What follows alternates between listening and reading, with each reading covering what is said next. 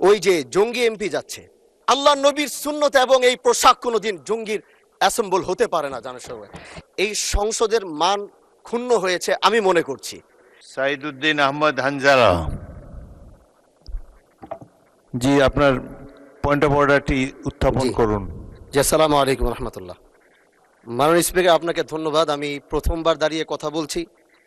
আসলে এভাবে কথা বলতে চাইনি, চেয়েছিলাম যখন আমার সময় আসবে আনুষ্ঠানিকতার ভাবে একটু সুন্দরভাবে কথা বলবো, কিন্তু দুঃখের সাথে বলতে হচ্ছে আমি গত 30শে মার্চ আপনার সহধর্মিনী, আল্লাহ তাকে জান্নাতের আলা মাকাম নাসিব করে, আমি তার জন্য দোয়া করি।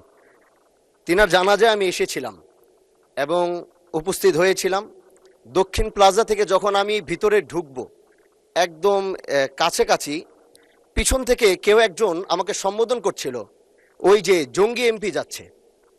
তো এই বিষয়টা আসলে এইভাবে আসতো না। তো একটু পর থেকে সোশ্যাল মিডিয়াতে দেখলাম যে এই বিষয়ে খুব লেখালেখি এবং এই ভিডিওটা নিয়ে খুব আলোচনা চলছে, যেটি জাতীয় সংসদের একজন রানিং এমপিকে সংসদের কাছে যখন জঙ্গি বলে সম্বোধন করা হয়, আর এটার জন্যে এই সংসদের মান ক্ষুণ্ণ হয়েছে আমি মনে করছি।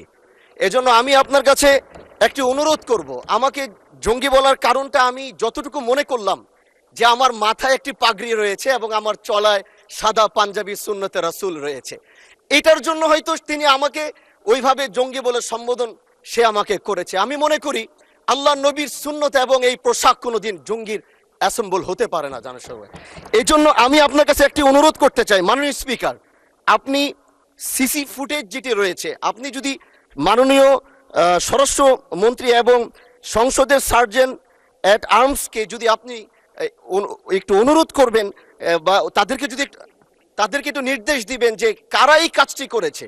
অবশ্যই এই কাজটি এই জন্য করেছে যেন এখানে আমাদের বিরোধী দল যারা রয়েছেন এখানে তাদেরকেও হয়তো তাদের সম্মান ক্ষুণ্ণ করার জন্য হতে পারে, ওখানে প্রশাসন দাঁড়িয়েছিল, প্রশাসনের সম্মান ক্ষুণ্ণ করার জন্য হতে পারে।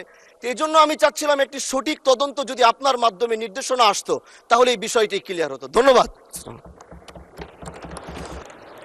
মাননীয় সদস্য, বিষয়টি অবশ্যই অত্যন্ত দুঃখজনক।